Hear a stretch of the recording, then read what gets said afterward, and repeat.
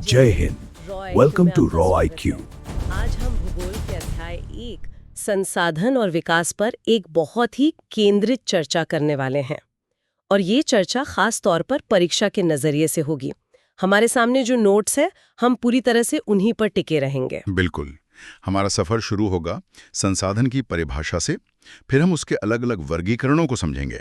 जी। उसके बाद हम सतत विकास की अवधारणा, भारत में संसाधन नियोजन और फिर भूमि निम्नीकरण की समस्या और उसके उपायों पर बात करेंगे। और अंत में सबसे जरूरी हिस्सा, भारत की प्रमुख मिट्टियां और उनसे जुड़ा मानचित्र कार्य। हाँ, उसे हम क्रम से देखेंगे। चलिए फिर शुरू करते हैं। सबसे पहला और बुनियादी सवाल, हम संसाधन कहते किसे हैं? नोट्स में इसकी एक बहुत सटीक परिभाषा दी गई है। जी, और इस परिभाषा में 3 शब्द बहुत महत्वपूर्ण हैं।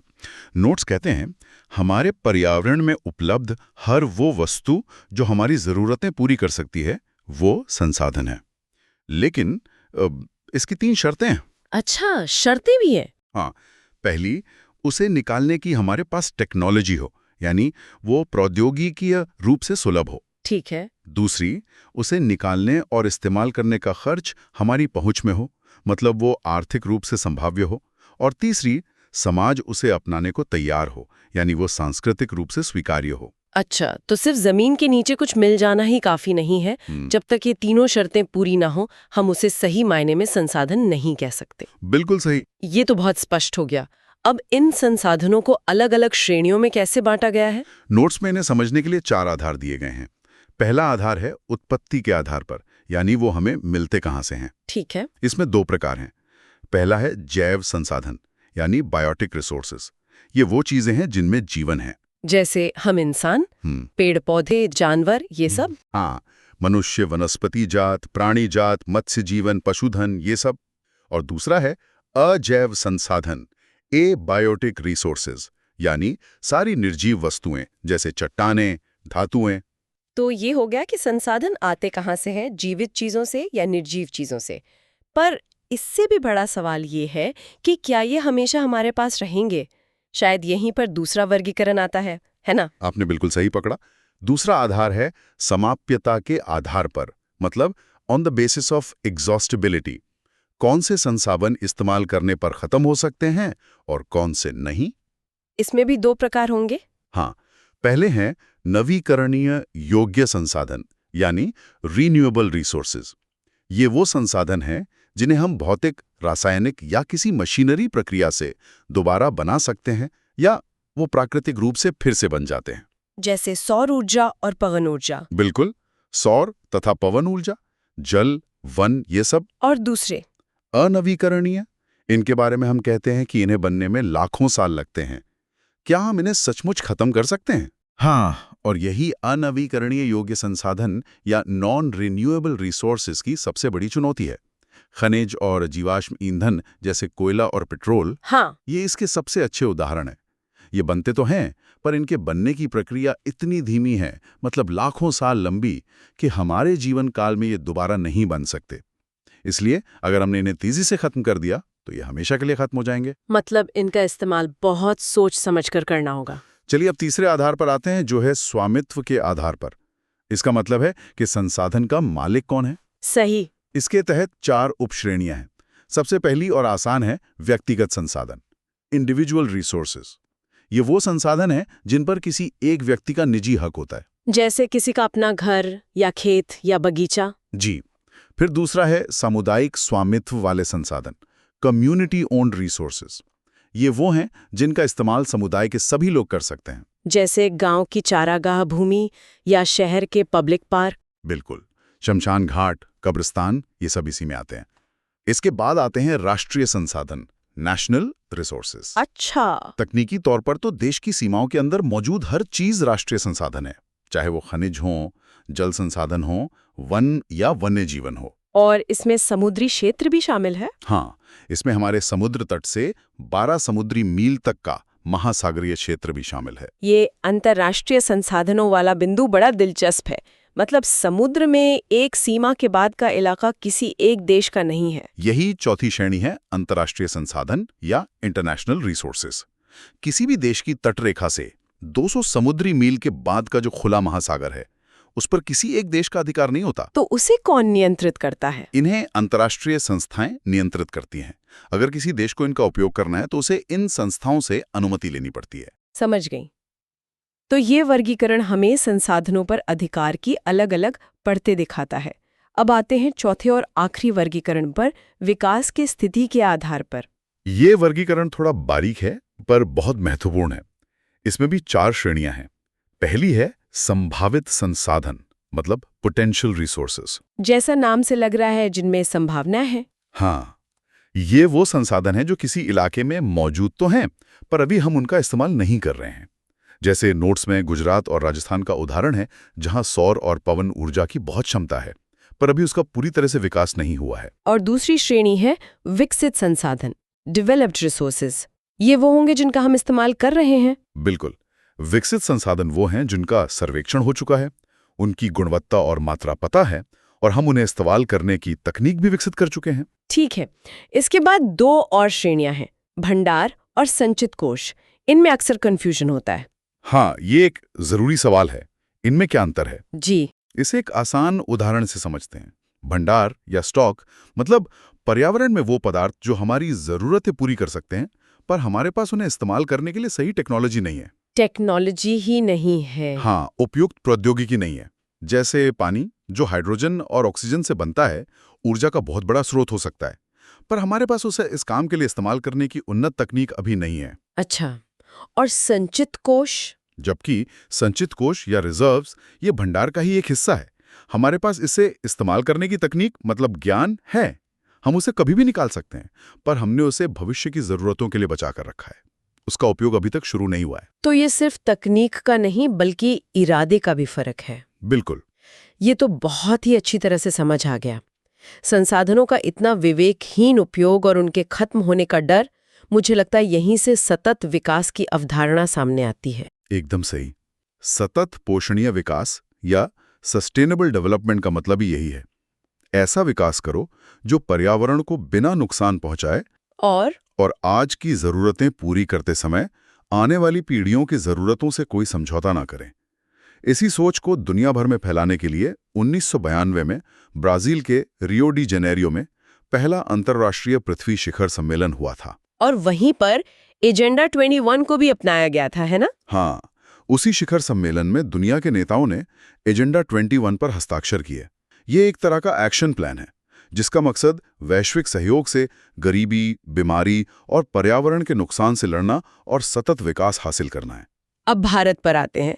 भारत जैसा विशाल देश जहां संसाधनों का वितरण बहुत असमान है, ऐसे में संसाधन नियोजन यानी रिसोर्स प्लानिंग एक बहुत बड़ी चुनौती होगी। नोट्स के मुताबिक यह प्रक्रिया कैसे काम करती है? भारत में संसाधन नियोजन एक बहुत व्यवस्थित प्रक्रिया है जिसके 3 मुख्य चरण हैं।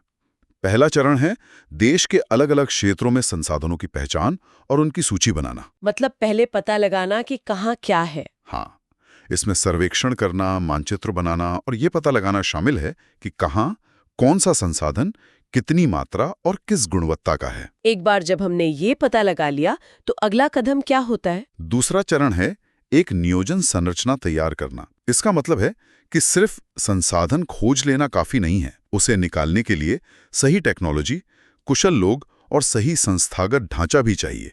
ये सब तैयार करना दूसरे चरण में आता है। और तीसरा और अंतिम चरण? तीसरा चरण है तालमेल बिठाना, यानी संसाधन विकास की योजनाओं को देश की समग्र राष्ट्रीय विकास योजनाओं के साथ जोड़ना। ये सुनिश्चित करना बहुत जरूरी है कि हमारे संसाधन विकास के लक्ष्य देश के बड़े लक्ष्यों से मेल खाते हों। ये एक बहुत ही व्यापक प्रक्रिया है, लेकिन संसाधनों के इस्तेमाल से जुड़ी एक बड़ी समस्या है भूमि निम्नीकरण की। हाँ, भूमि निम्नीकरण या लैंड डिग्रेडेशन एक गंभीर मुद्दा है और नोट्स में साफ तौर पर इसके लिए मानवीय गतिविधियों को जिम्मेदार बताया गया है। जैसे अंधाधुंध वनों की कटाई, अति पशुचारण और खासकर खनन और उत्खनन, इन सब ने हमारी जमीन की गुणवत्ता को बहुत नुकसान पहुंचाया है। तो क्या इसके संरक्षण के भी उपाय बताए गए हैं? बिल्कुल, जहां समस्या है वहां समाधान भी है। नोट्स में कई उपाय सुझाए गए हैं, जैसे ज्यादा से ज्यादा पेड़ लगाना यानी वन रोपण, और चराई पर नियंत्रण। हाँ, चराई का उचित प्रबंधन, खेतों के चारों ओर पेड़ों की रक्षक मेखला यानी शेल्टर बेल्ट्स बनाना, अति पशुचारण पर रोक लगाना, रेतीले टीलों को कांटेदार झाड़ियां उगाकर स्थिर करना और खनन गतिविधियों को नियंत्रित करना, ये सब जरूरी उपाय हैं। भूमि की बात हो रही है तो चलिए अब भारत की मिट्टी को समझते हैं। परीक्षा के लिए ये हिस्सा बहुत ही महत्वपूर्ण है। निश्चित रूप से नोट्स में 6 प्रमुख मृदा प्रकारों का वर्णन है। चलिए एक एक करके उन्हें देखते हैं। सबसे पहले और सबसे महत्वपूर्ण है जलोढ़ मृदा यानी एल्यूवियल सॉइल। ये तो हमारे उत्तरी मैदानों में पाई जाती है। हाँ, ये सबसे व्यापक और महत्वपूर्ण मृदा है। ये हिमालय की 3 बड़ी नदी प्रणालियों सिंधु, गंगा और ब्रह्मपुत्र द्वारा बहाकर लाई गई गाद से बनी है। इसीलिए ये बहुत उपजाऊ है। गन्ना, धान, गेहूं के लिए सबसे अच्छी। जी। अब आते हैं दक्कन के पठार पर, जिसकी पहचान है काली मृदा यानी ब्लैक सॉइल। इसे रेगुर मृदा भी कहते हैं ना? हाँ, इसे रेगुर मृदा भी कहते हैं। ये कपास उगाने के लिए आदर्श है। इसकी सबसे बड़ी खासियत यह है कि ये नमी को बहुत देर तक सोख कर रख सकती है। इसके बाद लाल और पीली मिट्टी का भी जिक्र है। इनका रंग ऐसा क्यों होता है? लाल और पीली मृदा दक्कन पठार के पूर्वी और दक्षिणी हिस्सों में पाई जाती है, जहां बारिश कम होती है। इसका लाल रंग पुरानी क्रिस्टलीय आग्नेय चट्टानों में लोहे के विसरण मतलब डिफ्यूजन की वजह से होता है। अच्छा, और लैटेराइट मृदा? ये शब्द सुनने में थोड़ा अलग है। लैटेराइट मृदा उन जगहों पर बनती है जहां बहुत ज्यादा गर्मी और बारी-बारी से भारी बारिश और सूखा मौसम होता है। भारी बारिश के कारण इसमें तीव्र निक्षालन होता है। तीव्र निक्षालन, इसका क्या मतलब हुआ? Intense leaching. इसका सीधा मतलब है जब बहुत ज्यादा बारिश होती है तो वो मिट्टी के सारे पोषक तत्वों को अपने साथ घोलकर नीचे ले जाती है। ऊपर बस कम उपजाऊ मिट्टी बच जाती है। हालांकि ये चाय, कॉफी और काजू जैसी फसलों के लिए अच्छी होती है। ठीक है, बाकी बची 2 मरुस्थलीय और वन मृदा, ये तो नाम से ही स्पष्ट है। हाँ, मरुस्थलीय मृदा या एरिड सॉइल्स रेतीली और प्रकृति में लवणीय होती है। ज्यादा तापमान के कारण इसमें नमी और ह्यूमस की बहुत कमी होती है। और वन मृदा? वन मृदा या फॉरेस्ट सॉइल्स पहाड़ी और पर्वतीय इलाकों में मिलती है, जहां घने जंगल हों। इसकी बनावट पहाड़ के ढलान और पर्यावरण के हिसाब से बदलती रहती है। ठीक है, तो हमने सभी 6 मिट्टियों के गुण समझ लिए।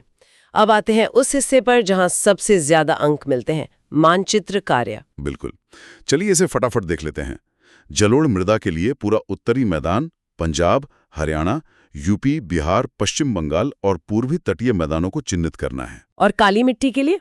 हाँ, काली मृदा के लिए दक्कन ट्रैप का क्षेत्र, जिसमें महाराष्ट्र, सौराष्ट्र, मालवा और मध्य प्रदेश के पठार आते हैं। और लाल लैटेराइट और मरुस्थलीय मृदा? लाल और पीली मृदा आपको उड़ीसा, छत्तीसगढ़ और दक्कन पठार के दक्षिणी पूर्वी हिस्सों में मिलेंगी। लैटेराइट मृदा कर्नाटक, केरल, तमिलनाडु और मध्य प्रदेश के पहाड़ी इलाकों में। और मरुस्थलीय मृदा? पश्चिमी राजस्थान में। हाँ, और वन मृदा पूरे हिमालय क्षेत्र में, जम्मू कश्मीर, हिमाचल प्रदेश, उत्तराखंड। भूमि निम्नीकरण से जुड़े कुछ खास क्षेत्र भी हैं जिन्हें शायद मानचित्र पर पूछा जा सकता है। हाँ, कारण के साथ क्षेत्र याद रखना जरूरी है, जैसे अति पशु चारण से निम्नीकरण के लिए गुजरात, राजस्थान, मध्य प्रदेश और महाराष्ट्र। और अति सिंचाई के लिए? अति सिंचाई से होने वाली लवणता की समस्या के लिए पंजाब, हरियाणा और पश्चिमी उत्तर प्रदेश। और खनन से प्रभावित क्षेत्रों के लिए? झारखंड, छत्तीसगढ़, मध्य प्रदेश और उड़ीसा। नोट्स में 3 और महत्वपूर्ण शब्द हैं मानचित्र के लिए, खादर, बांगर और अवनालिका अपर्दन। हाँ, ये अक्सर पूछे जाते हैं। खादर मतलब नई जलोढ़ मिट्टी, ये नदी के बिल्कुल पास मिलती है और बहुत उपजाऊ होती है। और बांगर? बांगर है पुरानी जलोढ़, ये नदी से दूर ऊंचे इलाकों में मिलती है। इसमें कंकर होते हैं और ये खादर से कम उपजाऊ होती है। और अवनालिका अपर्दन? अवनालिका अपर्दन मतलब गुली इरोजन। ये बहते पानी से जमीन में बनी गहरी नालियों को कहते हैं। ये चंबल बेसिन में बहुत आम है, जहां ऐसी जमीन को बीहड़ या बैडलैंड्स भी कहा जाता है। और अंत में नोट्स में एक अभ्यास का तरीका भी सुझाया गया है। भारत का एक खाली नक्शा लेकर इन सभी मृदा क्षेत्रों को अलग अलग रंगों से भरना और फिर सटीकता के लिए एनसीईआरटी के मानचित्र से मिलान करना, ये सबसे कारगर तरीका है। इससे दिमाग में एक विजुअल मेमोरी बन जाती है जो परीक्षा में बहुत काम आती है। आज की इस चर्चा में हमने अध्याय 1 के सभी मुख्य बिंदुओं को कवर किया है। संसाधन के प्रकारों से लेकर सतत विकास, भूमि निम्नीकरण और विशेष रूप से भारत की मृदा और उससे संबंधित मानचित्र कार्य तक। ये परीक्षा के लिए एक बहुत ही ठोस तैयारी है। इस पूरी चर्चा के बाद एक विचारणीय प्रश्न ये उठता है। नोट्स में संसाधनों को उत्पत्ति, समाप्यता, स्वामित्व और विकास की स्थिति के आधार पर वर्गीकृत किया गया है। इन वर्गीकरणों को ध्यान में रखते हुए एक ही संसाधन, जैसे किसी नदी का जल, एक साथ कई श्रेणियों में कैसे फिट हो सकता है, और यह स्थिति संसाधन नियोजन के लिए क्या चुनौतियां प्रस्तुत करती है। जय हिंद, जय भारत। जय हिंद, रॉ IQ में आपका स्वागत है। जय हिंद। आज की हमारी चर्चा का केंद्र है अध्याय 2, वन और वन्यजीव संसाधन। हम इन नोट्स का बिंदु दर बिंदु विश्लेषण करेंगे, ठीक उसी तरह जैसे बोर्ड परीक्षा के लिए आवश्यक है। बिल्कुल। हमारा उद्देश्य भारत की समृद्ध जैव विविधता, इसके कम होने के कारणों और इसके संरक्षण के लिए किए जा रहे प्रयासों को स्पष्ट रूप से समझना है। और हम केवल दिए गए नोट्स पर ही ध्यान केंद्रित करेंगे। तो चलिए शुरू करते हैं। सबसे पहले ये समझना महत्वपूर्ण है कि भारत दुनिया के सबसे समृद्ध जैव विविधता वाले देशों में से एक है। जी हाँ। नोट्स के अनुसार अगर हम आंकड़ों को देखें तो दुनिया की कुल प्रजातियों की संख्या जो अनुमानित 1.6 मिलियन है, हाँ, उसका लगभग 8% हिस्सा अकेले भारत में है। 8%? ये एक बहुत बड़ी संख्या है। बहुत बड़ी। और इसी विशाल जैव विविधता को समझने और संरक्षित करने के लिए प्रजातियों का वर्गीकरण किया गया है। हाँ, और ये वर्गीकरण अंतर्राष्ट्रीय प्रकृति संरक्षण संघ यानी IUCN द्वारा किया गया है। ये परीक्षा के लिहाज से एक बहुत ही महत्वपूर्ण हिस्सा है ना? बिल्कुल। परीक्षा के दृष्टिकोण से हर एक श्रेणी को उसकी परिभाषा और खास तौर पर उसके उदाहरणों के साथ याद रखना बहुत जरूरी है। तो पहली श्रेणी कौन सी है? पहली और सबसे स्थिर श्रेणी है सामान्य जातियां या नॉर्मल स्पीशीज। अच्छा। इनकी जनसंख्या का स्तर इनके जीवित रहने के लिए सामान्य माना जाता है। मतलब इन पर फिलहाल कोई खतरा नहीं है। जैसे मवेशी, साल और चीड़ के पेड़ और कृंतक यानी रोडेंट्स। ठीक है, तो ये वो प्रजातियां हैं जिनके बारे में हमें ज्यादा चिंता करने की जरूरत नहीं है। पर इसके बाद वाली श्रेणी वो चिंता का विषय है। जी। अगली श्रेणी है संकटग्रस्त जातियां यानी एंडेंजर्ड स्पीशीज। इनके नाम से ही खतरे का अंदाजा हो रहा है। हाँ, ये वे प्रजातियां हैं जो विलुप्त होने के खतरे में हैं। नोट्स में साफ लिखा है कि यदि नकारात्मक कारक जारी रहे तो इनका जीवित रहना मुश्किल है। और इसके उदाहरण कौन-कौन से हैं? इसके मुख्य उदाहरण हैं काला हिरण, मगरमच्छ, भारतीय जंगली गधा। ये सब इसी श्रेणी में आते हैं। अच्छा। और संकटग्रस्त के बाद आती हैं सुभेद्य जातियां। इन दोनों में क्या मुख्य अंतर है? देखिए, सुभेद्य या वल्नरेबल स्पीशीज वो हैं जिनकी संख्या इस स्तर तक घट गई है कि अगर हमने ध्यान नहीं दिया तो ये जल्द ही संकटग्रस्त श्रेणी में जा सकती हैं। मतलब ये एक तरह की चेतावनी है। बिल्कुल, एक वार्निंग साइन। इसके उदाहरण हैं नीली भेड़ और एशियाई हाथी। ठीक है। इसके बाद है दुर्लभ जातियां। हाँ, रेयर स्पीशीज। ये वो प्रजातियां हैं जिनकी आबादी या तो प्राकृतिक रूप से ही बहुत कम है या फिर ये बहुत सीमित क्षेत्र में पाई जाती हैं। तो इन पर भी खतरा है। इन पर भी खतरा है कि अगर इनके रहने की जगहों पर कोई नकारात्मक प्रभाव पड़ा तो ये तेजी से संकटग्रस्त या सुभेद्य श्रेणी में जा सकती हैं। और इसके उदाहरण? हिमालयी भूरा भालू और जंगली एशियाई भैंस। समझ गए। अब अगली श्रेणी है स्थानिक जातियां। Endemic species. ये बहुत खास हैं। ये केवल कुछ विशेष क्षेत्रों में ही पाई जाती हैं जो आमतौर पर प्राकृतिक या भौगोलिक बाधाओं से बाकी दुनिया से अलग होते हैं। मतलब ये किसी और जगह नहीं मिल सकती? कहीं और नहीं। जैसे अंडमानी टील जो सिर्फ अंडमान में मिलती है, या निकोबारी कबूतर। और आखिर में वो श्रेणी जिसका जिक्र करना भी दुखद है, लुप्त जातियां। Extinct species. ये वे प्रजातियां हैं जो अब इस धरती पर नहीं हैं। मतलब जब इन्हें इनके ज्ञात या संभावित क्षेत्रों में खोजा गया तो ये वहां नहीं पाई गईं। जैसे एशियाई चीता? हाँ, एशियाई चीता और गुलाबी सिर वाली बत्तख, ये अब विलुप्त हो चुकी हैं। ये वर्गीकरण तो साफ साफ दिखाता है कि स्थिति कितनी गंभीर है। अब सवाल ये उठता है कि ये समृद्ध वनस्पति और जीव जंतु ये कम क्यों हो रहे हैं? आखिर इसके कारण क्या हैं? नोट्स में इन कारणों को बहुत क्रमबद्ध तरीके से समझाया गया है और इसकी शुरुआत होती है औपनिवेशिक काल से। अच्छा, तो इसकी जड़ें इतिहास में है? जी। औपनिवेशिक काल के दौरान रेलवे, कृषि, वाणिज्यिक वानिकी और खनन का जो विस्तार हुआ वो एक प्रमुख कारण था। जंगलों को एक संसाधन के तौर पर देखा गया। और ये आज़ादी के बाद भी जारी रहा, खासकर कृषि के विस्तार के रूप में। बिल्कुल। आंकड़े बताते हैं कि 1951 और 1980 के बीच 26,200 वर्ग किलोमीटर से अधिक वन क्षेत्र को कृषि भूमि में बदल दिया गया। 26,200 वर्ग किलोमीटर, ये बहुत बड़ा क्षेत्र है। बहुत बड़ा। इसके अलावा बड़े पैमाने पर विकास परियोजनाएं भी एक कारण रहीं। जैसे नदी घाटी परियोजनाएं। हाँ, जैसे नर्मदा सागर परियोजना। जब ऐसे बड़े बांध बनते हैं तो एक बहुत बड़ा वन क्षेत्र हमेशा के लिए डूब जाता है। और खनन का भी एक बड़ा प्रभाव है। जी, खनन भी एक बहुत बड़ा खतरा है। नोट्स में पश्चिम बंगाल के बक्सा टाइगर रिजर्व का उदाहरण दिया गया है, जिसे डोलोमाइट खनन से सीधा खतरा है। इसके अलावा कुछ और भी कारक है ना? हाँ, अन्य कारक भी हैं, जैसे अनियंत्रित चराई, ईंधन के लिए लकड़ी का संग्रह और वो अत्यधिक दोहन और पर्यावरण प्रदूषण भी इसके लिए जिम्मेदार हैं। तो ये साफ है कि कारण बहुत सारे हैं और एक दूसरे से जुड़े हुए हैं। अब इन खतरों को देखते हुए संरक्षण की बात करना बहुत जरूरी हो जाता है। संरक्षण क्यों महत्वपूर्ण है?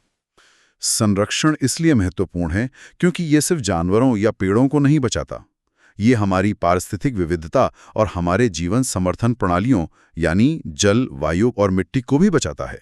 तो इसके लिए भारत में क्या कदम उठाए गए? सबसे महत्वपूर्ण कदमों में से एक था 1972 में भारतीय वन्यजीव संरक्षण अधिनियम का लागू होना।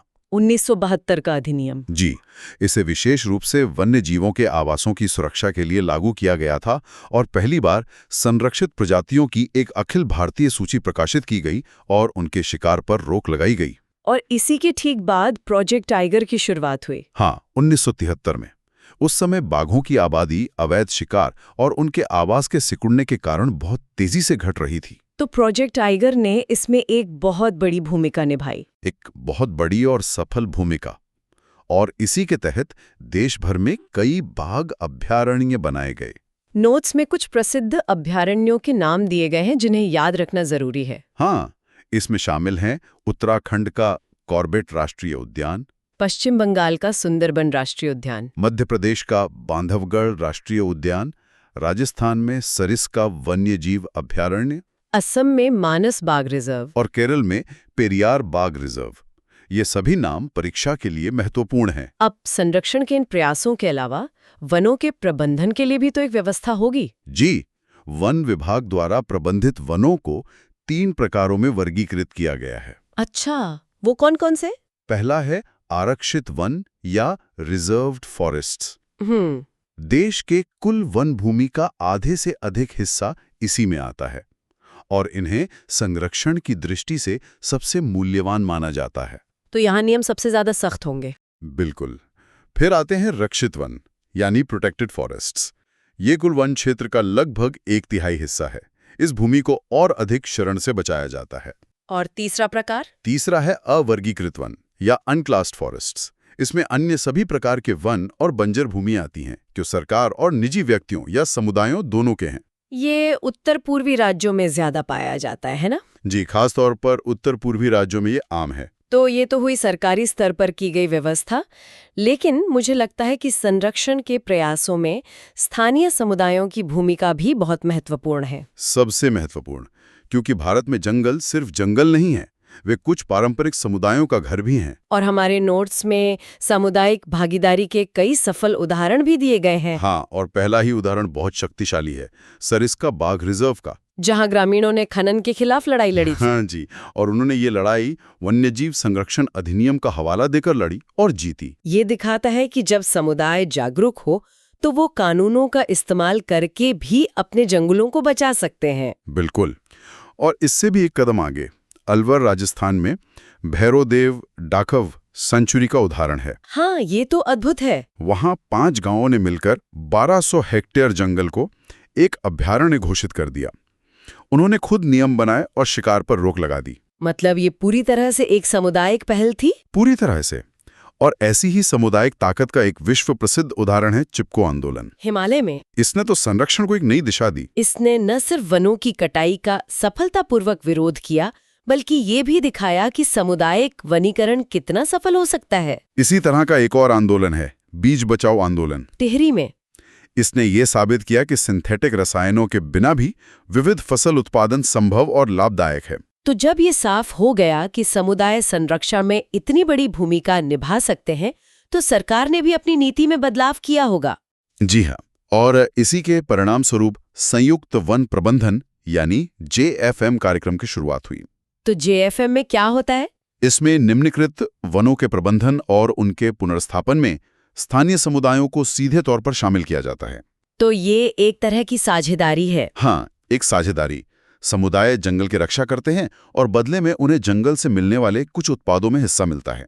और नोट्स के अनुसार ओडिशा ने 1988 में JFM के लिए पहला प्रस्ताव पारित किया था। जी, ओडिशा इस मामले में पहला राज्य था। तो ये अध्याय के सभी मुख्य बिंदुओं का एक संक्षिप्त विश्लेषण था।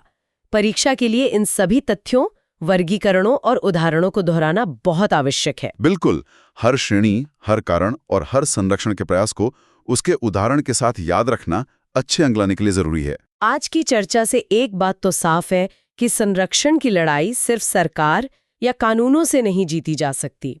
जब तक स्थानीय समुदाय इसे अपनी लड़ाई नहीं मानते, तब तक हमारे ये अनमोल वन और वन्य जीव पूरी तरह सुरक्षित नहीं हो सकते। सही कहा।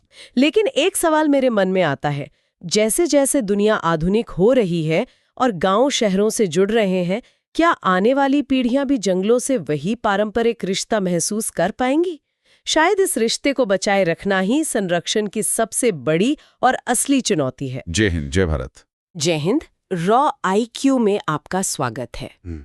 आज हम भूगोल के अध्याय 3 जल संसाधन पर एक गहन चर्चा करेंगे। जी। इस चर्चा का उद्देश्य है परीक्षा के दृष्टि से सभी महत्वपूर्ण बिंदुओं को समझना। हम ये जानेंगे कि पानी एक दुर्लभ संसाधन क्यों है, बांधों के फायदे और नुकसान क्या हैं, और हम पारंपरिक और आधुनिक तरीकों से पानी का संरक्षण कैसे कर सकते हैं। बिल्कुल।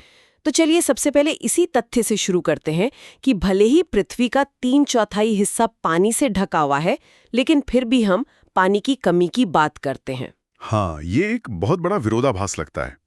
पर असल में जो 3/4 पानी है, उसमें से लगभग 97.5% तो खारा पानी है। ओ, जो समुद्र में है। जी, हमारे इस्तेमाल के लायक जो मीठा पानी है, वो तो सिर्फ 2.5% है। सिर्फ 2.5%? हाँ, और इसी वजह से जल संरक्षण इतना महत्वपूर्ण हो जाता है। तो फिर ये जो जल की कमी है, इसके मुख्य कारण क्या है? मतलब परीक्षा में अगर पूछा जाए तो क्या पॉइंट्स लिखने चाहिए? देखिए, इसके कई कारण हैं। सबसे पहला और सबसे बड़ा कारण है अत्यधिक शोषण या ओवर एक्सप्लॉयटेशन। घरेलू और कृषि दोनों में? हाँ, घरेलू कामों के लिए और खासकर कृषि के लिए पानी का बहुत ज्यादा उपयोग हो रहा है। अच्छा, और दूसरा कारण? दूसरा है बढ़ती हुई जनसंख्या। देखिए, जब जनसंख्या बढ़ती है तो सिर्फ पीने के पानी की मांग नहीं बढ़ती, बल्कि भोजन की मांग भी बढ़ती है। और ज्यादा भोजन उगाने के लिए ज्यादा पानी चाहिए। बिल्कुल, ये एक सीधा संबंध है। तीसरा कारण है औद्योगिकरण। इंडस्ट्रीज, वो भी तो बहुत पानी इस्तेमाल करती हैं। बहुत ज्यादा। इंडस्ट्रीज न केवल अपने प्रोसेस के लिए भारी मात्रा में पानी इस्तेमाल करती हैं, बल्कि उन्हें चलाने के लिए जो ऊर्जा चाहिए, मतलब जल विद्युत ऊर्जा, वो भी पानी से ही बनती है। ये तो एक तरह का दोहरा प्रभाव हो गया। जी। और चौथा, जो शायद सबसे गंभीर है, वो है प्रदूषण। हाँ। घरेलू और औद्योगिक कचरा, रसायन, कीटनाशक, ये सब पानी को इतना प्रदूषित कर देते हैं कि वो होते हुए भी उपयोग के लायक नहीं रहता। सही बात है। और एक पांचवा बिंदु भी है, जो है असमान पहुंच। मतलब पानी का जो वितरण है, वो समाज के विभिन्न समूहों के बीच समान नहीं है। कहीं बहुत है, कहीं बिल्कुल नहीं। बिल्कुल।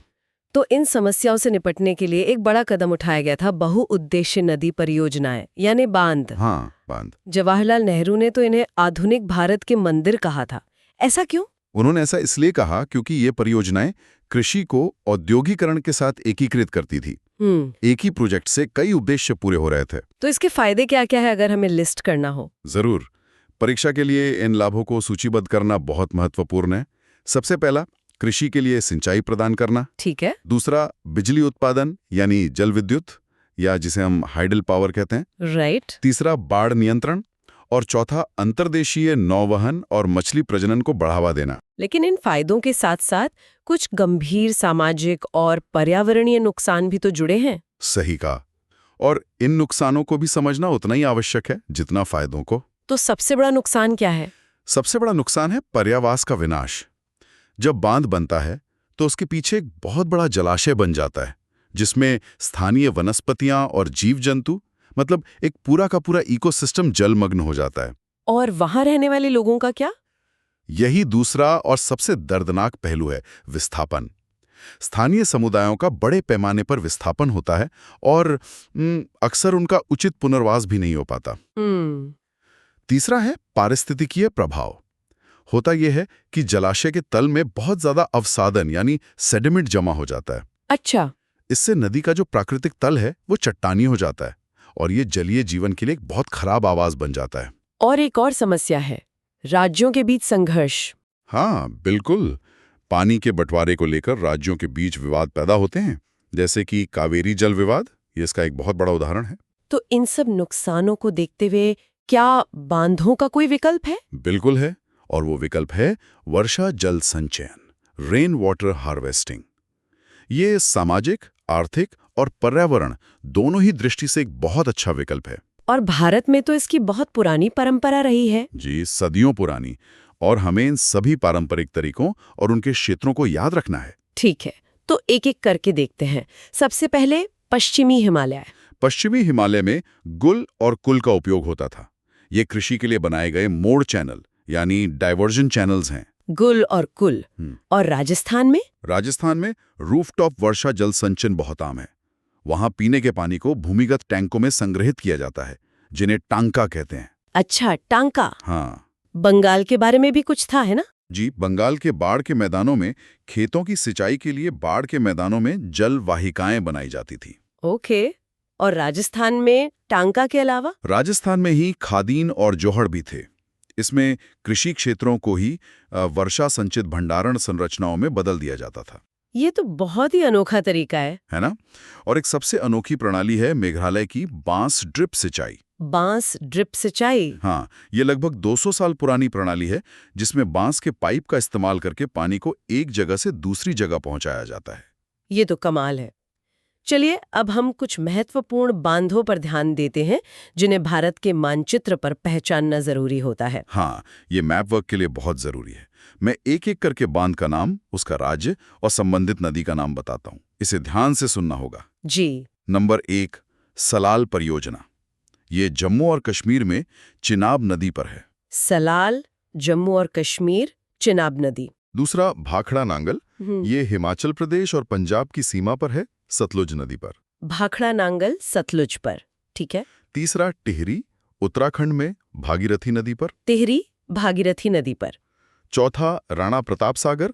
ये राजस्थान में है, चंबल नदी पर। राणा प्रताप सागर, चंबल। पांचवा, सरदार सरोवर, गुजरात में नर्मदा नदी पर। ये तो काफी चर्चित है। जी। छठा है हीराकुंड, उड़ीसा में महानदी पर। हीराकुंड, महानदी। सातवां, नागार्जुन सागर। ये तेलंगाना और आंध्र प्रदेश की सीमा पर है, कृष्णा नदी पर। नागार्जुन सागर, कृष्णा नदी पर। और आठवां, तुंगभद्रा। ये कर्नाटक में है, तुंगभद्रा नदी पर। ठीक है, ये लिस्ट बहुत मददगार है। अंत में 2 और महत्वपूर्ण तथ्य हैं, जिन पर एक नजर डाल लेते हैं। पहला, नर्मदा बचाओ आंदोलन। हाँ, ये एक बहुत महत्वपूर्ण आंदोलन था। ये एक गैर सरकारी संगठन यानी एनजीओ के नेतृत्व में हुआ था और ये सरदार सरोवर बांध से जुड़े पर्यावरणीय मुद्दों और विस्थापन की समस्याओं के खिलाफ था। और दूसरा बिंदु राजस्थान से जुड़ा है। ये दिलचस्प है कि आज राजस्थान के कुछ हिस्सों में ये जो रूफटॉप वर्षा जल संचयन की परंपरा है, वो कम हो रही है। हाँ, और इसकी एक बड़ी वजह है इंदिरा गांधी नहर। अच्छा। क्योंकि अब इस नहर की वजह से इन क्षेत्रों को 12 मासी मतलब साल भर पानी उपलब्ध रहता है, तो लोगों को लगता है कि अब पारंपरिक तरीकों की जरूरत नहीं है। तो एक तरह से एक आधुनिक समाधान ने एक पारंपरिक और टिकाऊ आदत को कम कर दिया। बिल्कुल। तो आज हमने जल संसाधनों के प्रबंधन और संरक्षण से जुड़े सभी प्रमुख पहलुओं को कवर कर लिया है। जी, और ये सभी बिंदु परीक्षा की तैयारी के लिए अत्यंत महत्वपूर्ण हैं। जल की कमी के कारणों से लेकर बांधों के प्रभाव और पारंपरिक विधियों तक सब कुछ ध्यान में रखना जरूरी है। जय हिंद, जय भारत। जय हिंद, रॉ आईक्यू में आपका स्वागत है। आज हम भूगोल के अध्याय 4 कृषि पर एक विस्तृत चर्चा करेंगे। ये विषय परीक्षा के लिहाज से बहुत महत्वपूर्ण है, तो हम दिए गए नोट्स का क्रमबद्ध तरीके से विश्लेषण करेंगे ताकि हर बिंदु स्पष्ट हो सके। बिल्कुल, हमारा उद्देश्य यही है कि कृषि के प्रकारों से लेकर तकनीकी सुधारों तक हर विषय को पूरी तरह से कवर किया जाए। तो फिर चलिए शुरू करते हैं कृषि के प्रकारों से। सबसे पहला जो प्रकार दिया गया है वो है प्रारंभिक जीविका निर्वाह कृषि। हाँ, ये नाम ही अपने आप में काफी कुछ बताता है। प्रारंभिक मतलब आदिम, और जीविका निर्वाह यानी सिर्फ गुजारे के लिए। अच्छा। ये कृषि जमीन के बहुत छोटे टुकड़ों पर की जाती है और औजार भी बहुत ही साधारण होते हैं, जैसे कुदाल, दाव या फिर खुदाई करने वाली छड़ियां। तो इसमें सब कुछ पूरी तरह से प्रकृति पर निर्भर करता होगा। बिल्कुल, पूरी तरह से मानसून पर, मिट्टी की जो अपनी प्राकृतिक उर्वरता है उसी पर। इसी का एक रूप है कर्तन दहन प्रणाली, जिसे स्लैश एंड बर्न भी कहते हैं। इसे आम भाषा में जूम खेती भी कहा जाता है ना? जी, इसमें किसान जमीन के एक टुकड़े को साफ करते हैं, पेड़ पौधे काटकर जला देते हैं और फिर वहां अनाज उगाते हैं। और जब मिट्टी की उर्वरता कम हो जाती है, तब वो एक नए टुकड़े पर चले जाते हैं और पुराने टुकड़े को खाली छोड़ देते हैं ताकि वो फिर से उपजाऊ हो सके। ये जो जूमिंग नाम है, ये तो उत्तर पूर्वी भारत का है। क्या इसे दूसरे देशों में भी अलग-अलग नामों से जाना जाता है? हाँ बिल्कुल, जैसे मेक्सिको में इसे मिल्पा कहते हैं। अच्छा, और इंडोनेशिया में लादांग के नाम से जाना जाता है। ठीक है। तो ये तो हुई प्रारंभिक कृषि। अगला प्रकार है गहन जीविका कृषि। हाँ, गहन जीविका कृषि ये उन क्षेत्रों में प्रचलित है जहाँ जनसंख्या का दबाव जमीन पर बहुत ज्यादा होता है। मतलब जमीन कम और लोग ज्यादा? सही पकड़ा। तो जाहिर है छोटे खेतों से अधिक पैदावार लेने की कोशिश की जाती है। और इसके लिए जैव रासायनिक निवेशों और सिंचाई का भरपूर उपयोग होता है। जी। इसके बाद आती है वाणिज्यिक कृषि। ये तो नाम से ही लग रहा है कि इसका मकसद व्यापार करना है। बिल्कुल। इसका मुख्य उद्देश्य ही उच्च उत्पादकता प्राप्त करना है, ताकि फसल को बाजार में बेचा जा सके। तो इसके लिए आधुनिक निवेशों का इस्तेमाल होता होगा? हाँ, इसमें अधिक उपज देने वाले बीज यानी HYV सीड्स, रासायनिक उर्वरकों और कीटनाशकों का बड़े पैमाने पर उपयोग होता है। वाणिज्यिक कृषि का ही एक प्रकार रोपण कृषि या प्लांटेशन भी है? जी, रोपण कृषि में एक बहुत बड़े क्षेत्र में एक ही फसल उगाई जाती है। जैसे चाय या कॉफी के बागान? बिल्कुल। चाय, कॉफी, रबड़, गन्ना, ये सब रोपण कृषि के ही उदाहरण हैं। ठीक है, तो ये तो हो गए कृषि के मुख्य प्रकार। अब भारत में फसल ऋतुओं पर आते हैं। भारत में मुख्य रूप से 3 फसल ऋतुएं हैं। पहली है रबी। रबी यानी सर्दियों की फसल। हाँ, इसकी बुआई सर्दियों में होती है, मतलब अक्टूबर से दिसंबर के बीच। और कटाई? कटाई गर्मियों में होती है, अप्रैल से जून के बीच। इसकी प्रमुख फसलें कौन-कौन सी हैं? इसकी प्रमुख फसलें हैं गेहूं, जौ, मटर, चला और सरसों। ठीक है। और दूसरी ऋतु है खरीफ। खरीफ की फसल पूरी तरह से मानसून पर निर्भर करती है। इसकी बुवाई मानसून के आगमन के साथ होती है। और कटाई? सितंबर अक्टूबर में। जी। इसकी मुख्य फसलें हैं धान यानी चावल, मक्का, ज्वार, बाजरा, अरहर, मूंग, उड़द, कपास और जूट। और इन दोनों के बीच में एक छोटी सी ऋतु भी आती है, जायद। हाँ, ये रबी और खरीफ के बीच गर्मियों के महीनों में आती है। एक तरह का गैप फिलर है ये। इसमें क्या उगाया जाता है? इसमें मुख्य रूप से तरबूज, खरबूजा, खीरा और चारे की फसलें उगाई जाती हैं। बहुत बढ़िया। तो अब बात करते हैं भारत की प्रमुख खाद्य फसलों की। सबसे पहले अनाज। और अनाज में सबसे पहले आता है चावल। चावल तो भारत के अधिकांश लोगों का मुख्य भोजन है। बिल्कुल। और भारत दुनिया में चीन के बाद इसका दूसरा सबसे बड़ा उत्पादक है। चावल की खेती के लिए किस तरह की भौगोलिक परिस्थितियों की जरूरत होती है? देखिए, चावल के लिए उच्च तापमान चाहिए, लगभग 25 डिग्री से ऊपर। और पानी भी बहुत ज्यादा, 100 सेंटीमीटर से अधिक वार्षिक वर्षा और उच्च आर्द्रता की जरूरत होती है। ठीक है। चावल के बाद दूसरा सबसे महत्वपूर्ण अनाज है गेहूं। जी, इसके लिए मौसम चावल से बिल्कुल अलग चाहिए। मतलब? इसके लिए ठंडी बढ़ती ऋतु और पकने के समय खिली धूप की आवश्यकता होती है। और बारिश? बारिश 50 से 75 सेंटीमीटर वार्षिक, मतलब चावल से काफी कम। समझ गया। इसके बाद आते हैं मोटे अनाज या मिलेट्स। हाँ, जिनमें ज्वार, बाजरा और रागी महत्वपूर्ण है। इन्हें मोटे अनाज कहते हैं, लेकिन मैंने सुना है कि इनमें पोषण बहुत अधिक होता है। ये बात बिल्कुल सही है। इनमें पोषण मूल्य बहुत अधिक होता है। विशेष रूप से रागी, ये आयरन और कैल्शियम से भरपूर होती है। अच्छा। अगली फसल है मक्का। मक्का एक ऐसी फसल है जिसका उपयोग भोजन और चारे दोनों के रूप में होता है। ये किस तरह की मिट्टी में अच्छी उगती है? ये पुरानी जलोढ़ मिट्टी में अच्छी तरह उगता है और इसके लिए 21 डिग्री सेल्सियस से 27 डिग्री सेल्सियस के बीच तापमान चाहिए। और आखिर में दालें। दालों के मामले में भारत दुनिया का सबसे बड़ा उत्पादक भी है और सबसे बड़ा उपभोक्ता भी। ये तो शाकाहारी भोजन में प्रोटीन का मुख्य स्रोत हैं। जी, उदाहरण के लिए तूर, उड़द, मूंग, मसूर, मटर और चना। तो ये तो हुई अनाज की बात।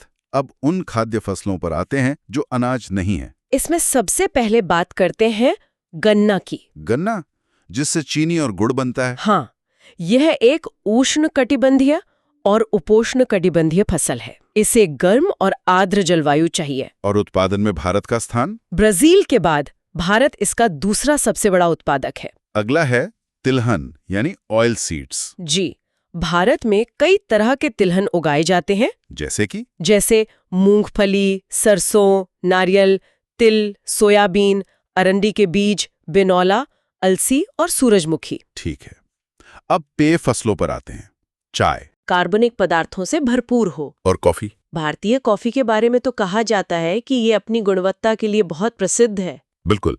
भारत में अरेबिका किस्म का उत्पादन होता है, जो शुरू में यमन से लाया गया था। और इसकी खेती कहाँ होती है? इसकी खेती मुख्य रूप से कर्नाटक, केरल और तमिलनाडु में नीलगिरी की पहाड़ियों तक ही सीमित है। चलिए अब गैर खाद्य फसलों की बात करते हैं। इसमें सबसे पहले है रबड़। रबड़ तो एक औद्योगिक कच्चा माल है। जी बिल्कुल।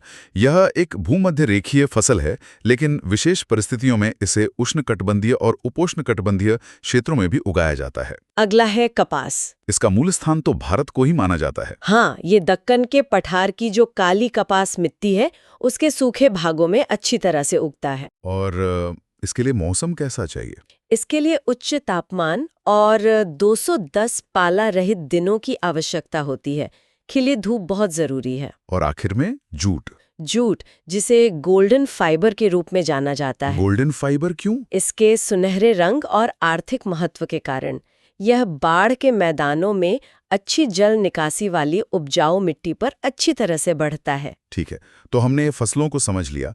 अब अंतिम खंड पर आते हैं, तकनीकी और संस्थागत सुधार। ये बहुत ही महत्वपूर्ण हिस्सा है। इसमें सबसे पहले नाम आता है हरित क्रांति का। जी, ग्रीन रेवोल्यूशन। यह फसल उत्पादन बढ़ाने के लिए पैकेज प्रौद्योगिकी और HYV बीजों के उपयोग पर आधारित थी। और इसके बाद आई श्वेत क्रांति। हाँ, व्हाइट रेवोल्यूशन या ऑपरेशन फ्लड। इसका उद्देश्य भारत में दूध उत्पादन को बढ़ाना था। इन क्रांतियों के अलावा भूमि सुधारों पर भी काम हुआ। बिल्कुल।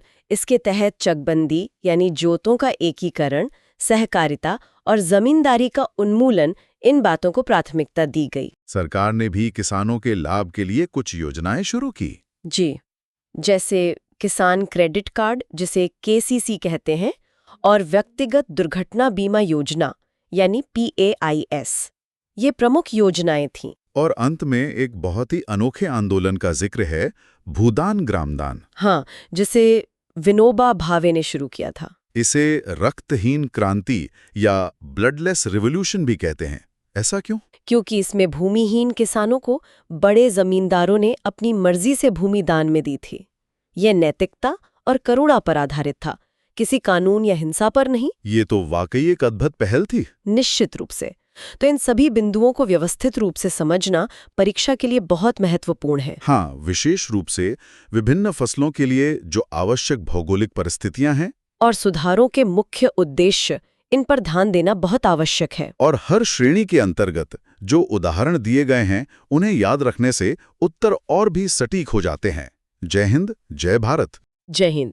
रॉ IQ में आपका स्वागत है। आज हम भूगोल के एक बहुत ही महत्वपूर्ण अध्याय पर चर्चा करेंगे। जी, अध्याय 5, खनिज तथा ऊर्जा संसाधन। बिल्कुल। और हमारा उद्देश्य एकदम स्पष्ट है, परीक्षा के नजरिए से इस अध्याय के हर बिंदु को समझना, और हम दिए गए नोट्स के क्रम का ही सख्ती से पालन करेंगे। तो चलिए फिर शुरू करते हैं। सबसे पहले ये समझना जरूरी है कि आखिर खनिज होता क्या है। देखिए, भूविज्ञानिकों के अनुसार खनिज एक समांगी, प्राकृतिक रूप से विद्यमान पदार्थ है, जिसकी एक निश्चित आंतरिक संरचना होती है। परिभाषा तो स्पष्ट है, पर आसान शब्दों में इसका मतलब क्या हुआ? आसान शब्दों में ये प्रकृति में अलग अलग रूपों में पाए जाते हैं। मतलब एक तरफ हीरा है जो सबसे कठोर है, और दूसरी तरफ सबसे नरम टालक। बिल्कुल। और दोनों ही खनिज हैं, यही इनकी खासियत है। ठीक है, तो ये खनिज हमें मिलते कैसे हैं? हमारे नोट्स में अयस्क यानी ओर्स का जिक्र है। हाँ, ये बहुत जरूरी बिंदु है। देखिए, खनिज कभी भी शुद्ध रूप से नहीं मिलते। अच्छा, वो हमेशा दूसरे तत्वों के साथ मिले होते हैं। इसी मिश्रण को अयस्क कहा जाता है। मतलब खनन अयस्क का होता है, खनिज का नहीं। एकदम सही। और ये अयस्क हमें 5 मुख्य तरीकों से मिलते हैं। तो पहला तरीका है आग्नेय और कायांतरित चट्टानें। जी, यहाँ खनिज जो है वो चट्टानों की दरारों, भ्रंशों या जोड़ों में मिलते हैं। और इसमें शिरा और लोड का भी जिक्र है। हाँ, वो बस आकार का फर्क है। जब जमाव छोटा होता है तो उसे शिरा यानी वेन्स कहते हैं, और अगर जमाव बड़ा हो तो उसे लोड यानी लोड्स कहते हैं। टिन, तांबा, जस्ता, सीसा ये सब इसी तरह मिलते हैं। समझ गए। अब दूसरा तरीका है अवसादी चट्टानों। इन चट्टानों में खनिज परतों या संस्तरों में पाए जाते हैं। परतें? हाँ, ये क्षैतिज परतों में जमाव और सांद्रण का नतीजा है, जैसे कोयला। अच्छा, कोयला इसी तरह बनता है? हाँ, कोयला, कुछ तरह के लौह अयस्क और जिप्सम भी। ठीक है। तीसरा तरीका है सतही चट्टानों का अपघटन। ये थोड़ा अलग लग रहा है। ये प्रकृति की अपनी एक प्रक्रिया है। इसमें चट्टान के जो घुलनशील हिस्से होते हैं वो हट जाते हैं। पानी की वजह से? जी, पानी की वजह से। और पीछे एक अविशिष्ट द्रव्यमान बच जाता है जिसमें अयस्क होते हैं। इसका कोई उदाहरण है? सबसे अच्छा उदाहरण है बॉक्साइट का निर्माण। वो इसी प्रक्रिया से होता है। दिलचस्प है। चौथा तरीका है जलोढ़ जमाव। इन्हें प्लेसर निक्षेप या प्लासर डिपॉजिट्स भी कहते हैं। और ये कहाँ मिलते हैं? ये घाटी के तल की रेत में और पहाड़ियों के आधार में पाए जाते हैं। इसमें वो खनिज होते हैं जो पानी से आसानी से खराब नहीं होते, जैसे कि सोना, चांदी, टिन और प्लैटिनम। वाह। और आखिरी 5वां तरीका है महासागरीय जल। हाँ, समुद्र में खनिजों का बहुत बड़ा भंडार है, लेकिन एक समस्या है। क्या? ज्यादातर खनिज इतने फैले हुए हैं कि उन्हें निकालना आर्थिक रूप से फायदेमंद नहीं है। अच्छा, पर कुछ तो निकालते होंगे? बिल्कुल। जैसे नमक, मैग्नीशियम और ब्रोमीन, ये बड़ी मात्रा में निकाले जाते हैं। स्पष्ट है। तो ये थे खनिजों की उपस्थिति के 5 प्रकार। अब इनके वर्गीकरण पर आते हैं। पहला है लौह खनिज।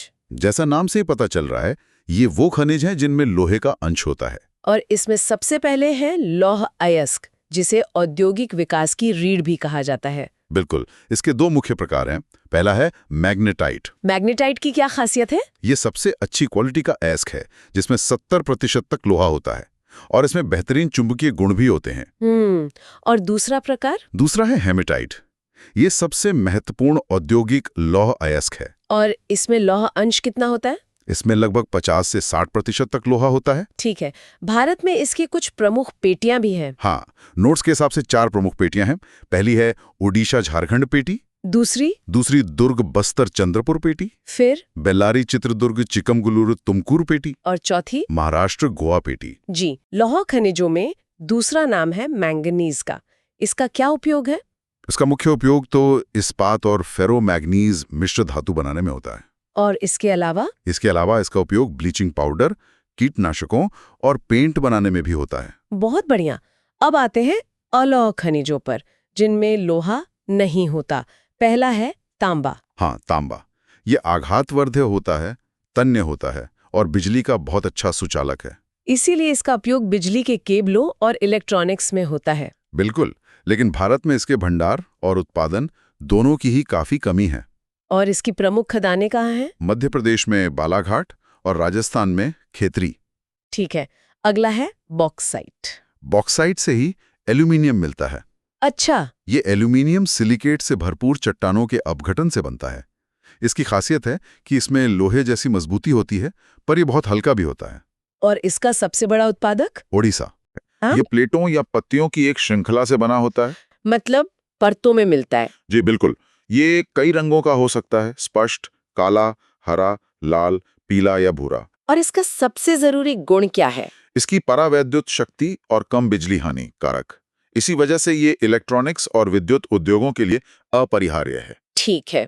और दूसरा अधात्विक खनिज है चूना पत्थर। ये अवसादी चट्टानों में पाया जाता है और सीमेंट उद्योग के लिए मूल कच्चा माल है। सीमेंट के अलावा भी इसका कोई उपयोग है? हाँ, इसका उपयोग वात्या भट्टी में लौह अयस्क के प्रगलन के लिए भी बहुत जरूरी है। ये सभी खनिज तो बहुत महत्वपूर्ण है। तो फिर इनके संरक्षण की इतनी आवश्यकता क्यों है? वजह बहुत सीधी है। खनिज अनवीकरणीय है। इन्हें बनने में लाखों साल लगते हैं और हमें ये जानना चाहिए कि पृथ्वी की पपड़ी का केवल 1% हिस्सा ही काम करने योग्य खनिज भंडार है। सिर्फ 1%? ये तो सच में बहुत कम है। इसीलिए हमें 3 प्रमुख कदम उठाने की जरूरत है। पहला, खनिज संसाधनों का नियोजित और सतत तरीके से उपयोग करना। और दूसरा, ऐसी टेक्नोलॉजी में सुधार करना जिससे हम कम लागत पर निम्न श्रेणी के अयस्कों का भी उपयोग कर सकें। और तीसरा, सबसे जरूरी कदम, धातुओं का पुनर्चक्रण करना, मतलब रिसाइकलिंग, और स्क्रैप धातुओं या दूसरे विकल्पों का उपयोग करना। बिल्कुल सही। तो ये बात हुई खनिजों की। अब अध्याय के दूसरे हिस्से पर चलते हैं, ऊर्जा संसाधन। जी, ऊर्जा संसाधनों को हम 2 हिस्सों में बांट सकते हैं, परंपरागत और गैर परंपरागत। तो पहले परंपरागत स्रोतों की बात करते हैं। इसमें सबसे पहले आता है कोयला। ये भारत में सबसे ज्यादा मात्रा में उपलब्ध जीवाश्म ईंधन है। और इसके भी कई प्रकार हैं। हाँ, सबसे अच्छी क्वालिटी का होता है एंथ्रासाइट। फिर आता है बिटुमिनस, जो व्यावसायिक उपयोग के लिए सबसे लोकप्रिय है। और एक लिग्नाइट भी है। जी, लिग्नाइट एक निम्न श्रेणी का भूरा कोयला है। ये तमिलनाडु के नेवेली में पाया जाता है। कोयले के बाद है पेट्रोलियम। पेट्रोलियम हमें गर्मी और प्रकाश के लिए ईंधन देता है, मशीनरी के लिए स्नेहक देता है, और कई उद्योगों के लिए कच्चा माल भी। बिल्कुल। इसके प्रमुख क्षेत्र हैं मुंबई हाई, गुजरात में अंकलेश्वर और असम में डिगबोई। अब बात करते हैं प्राकृतिक गैस की। प्राकृतिक गैस एक पर्यावरण अनुकूल ईंधन है। वो क्यों? क्योंकि इसमें कार्बन डाइऑक्साइड का उत्सर्जन कम होता है। और HVJ यानी हजीरा विजयपुर जगदीशपुर पाइपलाइन भारत की सबसे लंबी पाइपलाइन है। परंपरागत स्रोतों में आखिरी है विद्युत। हाँ, और ये 2 मुख्य तरीकों से बनती है। एक तो बहते पानी से, जिसे जल विद्युत कहते हैं, और दूसरा कोयले या पेट्रोलियम जैसे ईंधन जलाकर, जिसे तापीय विद्युत कहते हैं। ठीक है। तो थे परंपरागत स्रोत। अब गैर परंपरागत स्रोतों को देखते हैं। इनमें कई विकल्प शामिल हैं। सबसे पहले है परमाणु या आणविक ऊर्जा। ये कैसे बनती है? ये यूरेनियम और थोरियम जैसे परमाणुओं की संरचना में बदलाव करके हासिल की जाती है। फिर आती है सौर ऊर्जा। भारत एक उष्णकटिबंधीय देश है, इसलिए हमारे यहाँ सौर ऊर्जा की अपार संभावना है। फोटोवोल्टिक तकनीक से हम इसे सीधे बिजली में बदल सकते हैं। और पवन ऊर्जा? भारत में इसकी भी काफी क्षमता है। तमिलनाडु में नागरकोइल से मदुरै तक का जो क्षेत्र है, वो देश का सबसे बड़ा पवन फार्म क्लस्टर है। इसके बाद बायोगैस का भी जिक्र है। जी, बायोगैस खासकर ग्रामीण क्षेत्रों के लिए बहुत उपयोगी है।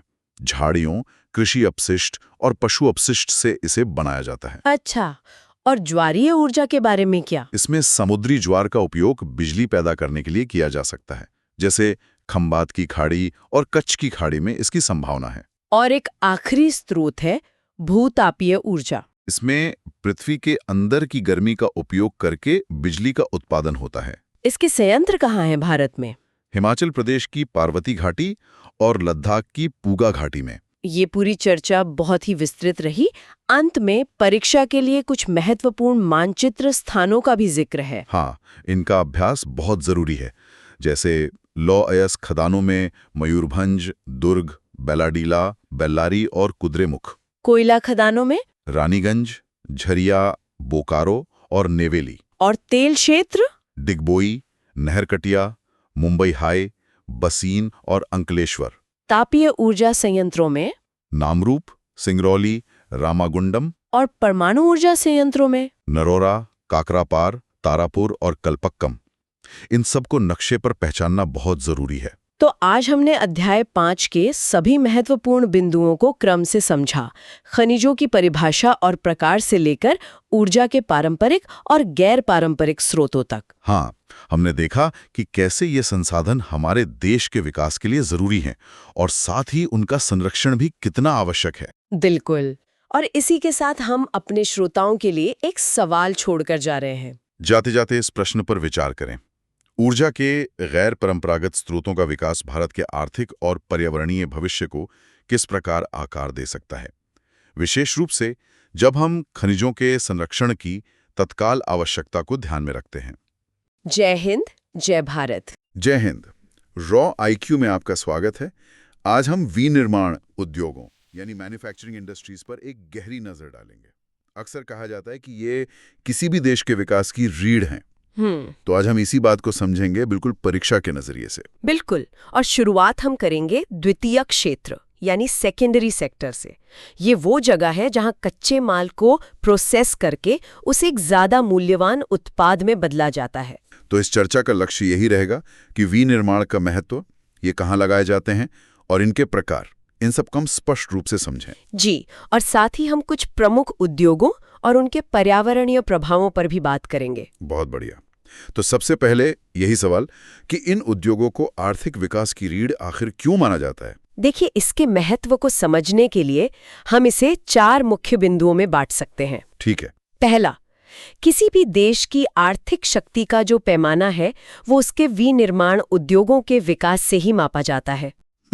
मतलब जितना मजबूत मैन्युफैक्चरिंग सेक्टर, उतनी मजबूत अर्थव्यवस्था। बिल्कुल। दूसरा बिंदु जुड़ा है कृषि से। ये उद्योग द्वितीयक और तृतीयक क्षेत्रों में नौकरियां देते हैं जी। जिससे कृषि आय पर लोगों की जो भारी निर्भरता है वो कम होती है। अच्छा, तो ये कृषि का आधुनिकीकरण करने में भी मदद करता है। एक तरह से हाँ। तीसरा और बहुत महत्वपूर्ण बिंदु है गरीबी उन्मूलन। इसका सीधा लक्ष्य बेरोजगारी और गरीबी को कम करना है। और चौथा बिंदु शायद व्यापार से जुड़ा है। सही। विनिर्मित वस्तुओं का निर्यात व्यापार और वाणिज्य को बढ़ाता है और उससे देश में जरूरी विदेशी मुद्रा आती है। तो ये 4 स्तंभ हो गए: आर्थिक शक्ति, कृषि पर निर्भरता कम करना, गरीबी उन्मूलन और विदेशी व्यापार। अब ये तो साफ हो गया कि उद्योग क्यों जरूरी हैं। पर अब सवाल आता है कि इन्हें स्थापित कहाँ किया जाए। मतलब एक औद्योगिक अवस्थिति को कौन-कौन से कारक प्रभावित करते हैं? ये एक बहुत ही जटिल प्रक्रिया है। देखिए, किसी भी उद्योग की स्थापना कई कारकों की उपलब्धता पर निर्भर करती है। जैसे कि? सबसे पहले तो कच्चा माल, फिर पानी, श्रम और पूंजी। और ऊर्जा यानी पावर। हाँ, शक्ति यानी ऊर्जा और बाजार, ये सब बहुत जरूरी हैं। और इसमें सरकारी नीतियों की भी भूमिका होती होगी। बिल्कुल, सरकारी नीतियां भी एक बहुत बड़ा कारक हैं। यहीं पर एक शब्द आता है, समूहन अर्थव्यवस्था या एग्लोमरेशन इकोनॉमीज। इसका क्या मतलब है? इसका मतलब है कि कई उद्योग एक साथ एक जगह पर आ जाते हैं। क्यों? ताकि वो शहरी केंद्रों द्वारा दिए जाने वाले लाभों का उपयोग कर सकें, जैसे बैंकिंग, परिवहन, बीमा वगैरह। अच्छा, मतलब एक उद्योग दूसरे को खींचता है और सब मिलकर एक दूसरे का फायदा करते हैं। बिल्कुल, इसी को समूहन अर्थव्यवस्था कहा जाता है। ठीक है। अब उद्योगों के वर्गीकरण पर आते हैं। इन्हें कई आधारों पर बांटा जाता है। तो कच्चे माल के आधार पर शुरुआत करते हैं। कच्चे माल के आधार पर 2 मुख्य प्रकार हैं। पहला है कृषि आधारित। जैसे? इसमें कपास, ऊन, जूट, रेशम वस्त्र, रबर, चीनी, चाय और कॉफी उद्योग शामिल हैं। और दूसरा प्रकार? दूसरा है खनिज आधारित उद्योग। मतलब लोहा और इस्पात, सीमेंट? जी, लोहा और इस्पात, सीमेंट, एल्यूमिनियम, मशीन उपकरण और पेट्रोकेमिकल्स, ये सब इसी में आते हैं। ठीक है। अब उनकी मुख्य भूमिका के अनुसार क्या वर्गीकरण है? मुख्य भूमिका के आधार पर भी 2 प्रकार हैं। पहले हैं आधारभूत या प्रमुख उद्योग, बेसिक और की इंडस्ट्रीज। ये कौन से उद्योग हैं? ये वे उद्योग हैं जो अपने उत्पादों को दूसरे उद्योगों के लिए कच्चे माल के रूप में सप्लाई करते हैं। उदाहरण के लिए? जैसे लोहा और इस्पात या तांबा प्रगलन। अच्छा, और दूसरा प्रकार? दूसरे हैं उपभोक्ता उद्योग यानी कंज्यूमर इंडस्ट्रीज। ये वो उद्योग हैं जो सीधे उपभोक्ताओं के उपयोग के लिए माल बनाते हैं, जैसे चीनी, टूथपेस्ट, कागज, पंखे। एकदम सही। अब बात करते हैं पूंजी निवेश के आधार पर। पूंजी निवेश के आधार पर 2 श्रेणियां हैं। एक है लघु उद्योग या स्मॉल स्केल इंडस्ट्री। इसमें निवेश की सीमा क्या है? जहां निवेश की सीमा 1 करोड़ रुपए तक है। और अगर निवेश 1 करोड़ से ज्यादा हो तो वो बड़े पैमाने के उद्योग यानी लार्ज स्केल इंडस्ट्री की श्रेणी में आता है। ठीक है। और आखिरी वर्गीकरण है स्वामित्व के आधार पर। जी, स्वामित्व के आधार पर 4 प्रकार है। पहला सार्वजनिक क्षेत्र यानी पब्लिक सेक्टर। ये तो सरकारी उद्योग हुए। हाँ, ये सरकारी एजेंसियों के स्वामित्व और संचालन में होते हैं, जैसे BHEL, सेल। दूसरा है निजी क्षेत्र, प्राइवेट सेक्टर। ये व्यक्तियों या किसी समूह के स्वामित्व वाले उद्योग हैं। टिस्को, बजाज ऑटो, रिलायंस, ये सब इसके उदाहरण हैं। और तीसरा है संयुक्त क्षेत्र यानी जॉइंट सेक्टर, जो राज्य और व्यक्तियों द्वारा संयुक्त रूप से चलाए जाते हैं, जैसे ऑयल इंडिया लिमिटेड। और चौथा है सहकारी क्षेत्र, कोऑपरेटिव सेक्टर। जी, ये कच्चे माल के उत्पादकों या आपूर्तिकर्ताओं द्वारा ही चलाए जाते हैं। इसका कोई उदाहरण? महाराष्ट्र में चीनी उद्योग इसका बेहतरीन उदाहरण है। अमूल भी इसी मॉडल पर काम करता है। बहुत दिलचस्प। तो ये वर्गीकरण हो गया। अब कुछ प्रमुख उद्योगों पर विस्तार से बात करते हैं। शुरुआत करते हैं लौह और इस्पात उद्योग से। बिल्कुल, ये एक आधारभूत उद्योग है। आधारभूत क्यों? क्योंकि अन्य सभी भारी, मध्यम और हल्के उद्योग अपनी मशीनरी के लिए इसी पर निर्भर करते हैं। इसे भारी उद्योग भी कहते हैं ना? हाँ, इसे भारी उद्योग भी कहा जाता है। इसका कारण यह है कि इसके कच्चे माल और तैयार माल दोनों ही बहुत भारी होते हैं। अच्छा, इसके लिए कच्चा माल क्या क्या चाहिए होता है? इसमें लौह अयस्क, कोकिंग कोल और चूना पत्थर की जरूरत पड़ती है। इनका कोई खास अनुपात होता है? हाँ, लगभग 4-2-1 का अनुपात। 4 हिस्से लौह अयस्क, 2 हिस्से कोकिंग कोल और 1 हिस्सा चूना पत्थर। और इसी वजह से ज्यादातर इस्पात संयंत्र छोटा नागपुर पठार क्षेत्र में है। बिल्कुल, क्योंकि वहाँ लौह अयस्क और कोयले की खानें पास पास हैं। ठीक है। अगला उद्योग है एल्यूमीनियम प्रगलन। ये भारत का दूसरा सबसे महत्वपूर्ण धातुकर्म उद्योग है। एल्यूमीनियम हल्का होता है, इसमें जंग नहीं लगता और ये ऊष्मा का अच्छा सुचालक है। इसीलिए इसका उपयोग विमान, बर्तन और तार बनाने के लिए होता है। जी, और इसका कच्चा माल है बॉक्साइट, जो एक भारी, गहरे लाल रंग की चट्टान है। अब बात करते हैं रासायनिक उद्योग की। इसमें अकार्बनिक और कार्बनिक दोनों क्षेत्र शामिल हैं। अकार्बनिक में क्या आता है? जैसे सल्फ्यूरिक एसिड, नाइट्रिक एसिड, क्षार। और कार्बनिक में? कार्बनिक में आते हैं पेट्रोकेमिकल्स, जिनका उपयोग सिंथेटिक फाइबर, प्लास्टिक और रबर बनाने के लिए किया जाता है। और सूचना प्रौद्योगिकी यानी आईटी और इलेक्ट्रॉनिक्स उद्योग। इलेक्ट्रॉनिक्स उद्योग में तो आज उत्पादों की एक बहुत बड़ी रेंज शामिल है। ट्रांजिस्टर सेट से लेकर टेलीविजन, टेलीफोन, कंप्यूटर तक। बिल्कुल। और बेंगलुरु भारत की इलेक्ट्रॉनिक राजधानी के रूप में उभरा है। ये सब तो विकास की कहानी है, लेकिन इसका एक दूसरा पहलू भी है, औद्योगिक प्रदूषण और पर्यावरणीय क्षरण। हाँ, ये एक बहुत गंभीर विषय है। उद्योग मुख्य रूप से 4 प्रकार के प्रदूषण के लिए जिम्मेदार हैं। कौन कौन से? पहला, वायु प्रदूषण। ये सल्फर डाइऑक्साइड और कार्बन मोनोऑक्साइड जैसी अवांछनीय गैसों के कारण होता है। दूसरा है जल प्रदूषण। जी, जब कार्बनिक और अकार्बनिक औद्योगिक कचरा नदियों में छोड़ा जाता है। एक तापीय प्रदूषण भी होता है। हाँ, तापीय प्रदूषण तब होता है जब कारखानों और थर्मल प्लांट से गर्म पानी को बिना ठंडा किए नदियों में बहा दिया जाता है। और चौथा है ध्वनि प्रदूषण, जो औद्योगिक और निर्माण गतिविधियों, मशीनरी और जनरेटर से पैदा होता है। तो इस क्षरण को नियंत्रित करने के लिए क्या कदम उठाए जा सकते हैं? कई उपाय हैं। सबसे पहला तो पानी के उपयोग को कम करना। वो कैसे? प्रसंस्करण के लिए पानी का पुनः उपयोग और पुनर्चक्रण करके। साथ ही पानी की जरूरतों को पूरा करने के लिए वर्षा जल का संचयन भी किया जा सकता है। और जो प्रदूषित जल है उसका क्या करें? गर्म पानी और अपशिष्टों को नदियों में छोड़ने से पहले उनका उपचार करना बहुत जरूरी है। और वायु प्रदूषण के लिए? धुएं को कम करने के लिए कारखानों में कोयले की जगह तेल या गैस का उपयोग करना चाहिए। और जो धुआं निकलता है? धूम्र नलिकाओं को इलेक्ट्रोस्टैटिक प्रेसिपिटेटर और फैब्रिक फिल्टर जैसे उपकरणों से लैस करना चाहिए, ताकि हानिकारक कण हवा में ना जाएं। जी। चलिए, अंत में मानचित्र कार्यों के लिए कुछ महत्वपूर्ण सॉफ्टवेयर टेक्नोलॉजी पार्कों की बात कर लेते हैं। हाँ, इनकी अवस्थिति पता होनी चाहिए। तो कहाँ है ये पार्क?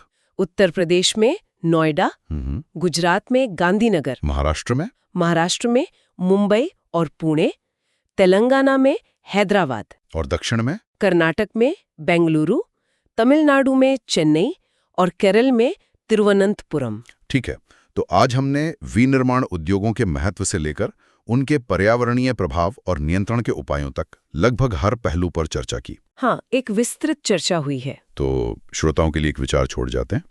भविष्य की औद्योगिक नीतियां आर्थिक विकास की गति को बनाए रखते हुए पर्यावरणीय क्षरण को न्यूनतम करने के लिए किन नवाचारों को अपना सकती हैं? ये आज के दौर का सबसे प्रासंगिक प्रश्न है। जय हिंद, जय भारत। जय हिंद, जय भारत। जय हिंद। रॉ आईक्यू में आपका स्वागत है। आज हम भूगोल के एक बहुत ही महत्वपूर्ण अध्याय 7 राष्ट्रीय अर्थव्यवस्था की जीवन रेखाएं पर चर्चा करेंगे। जीवन रेखाएं, ये शब्द अपने आप में बहुत कुछ कहता है। मतलब ये सिर्फ रास्ते या तार नहीं है, ये वो धमनियां हैं जो हमारे देश को चलाती हैं।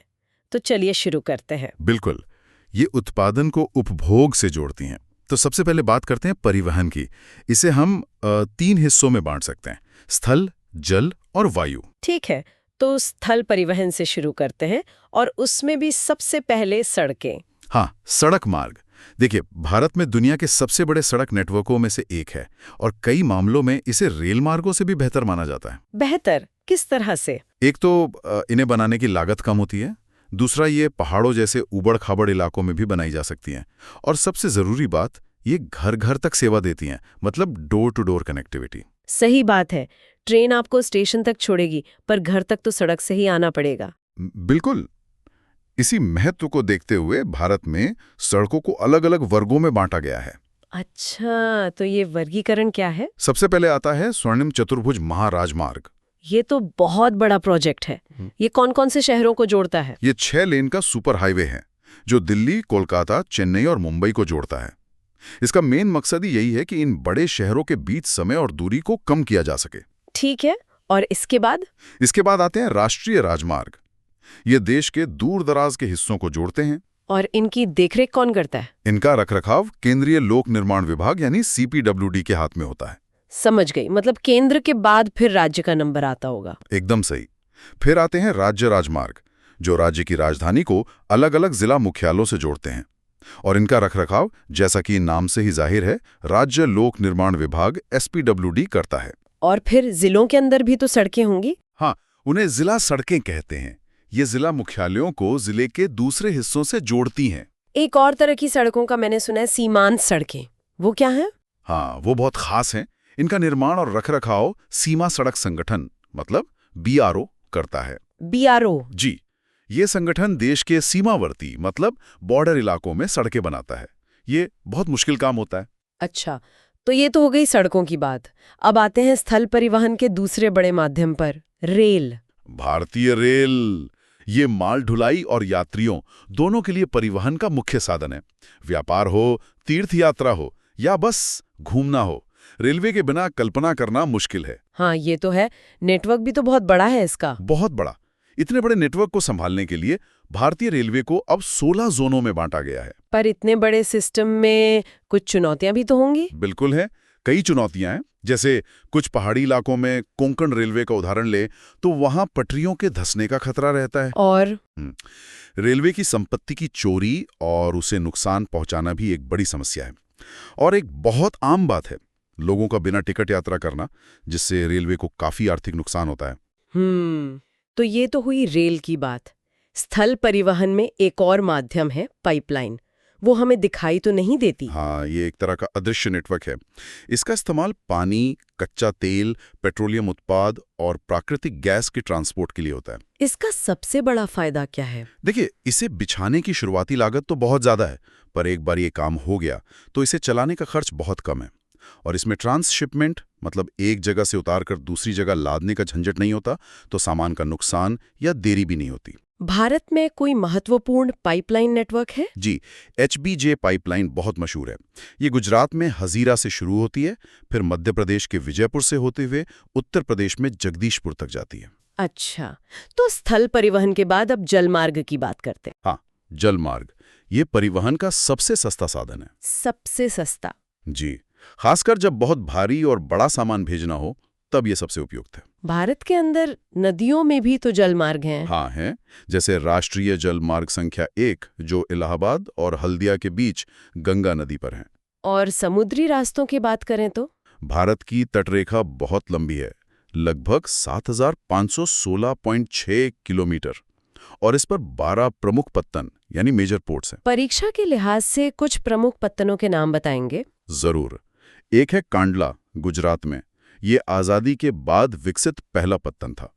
ये एक ज्वारीय पत्तन है। ठीक है, और? फिर है मुंबई।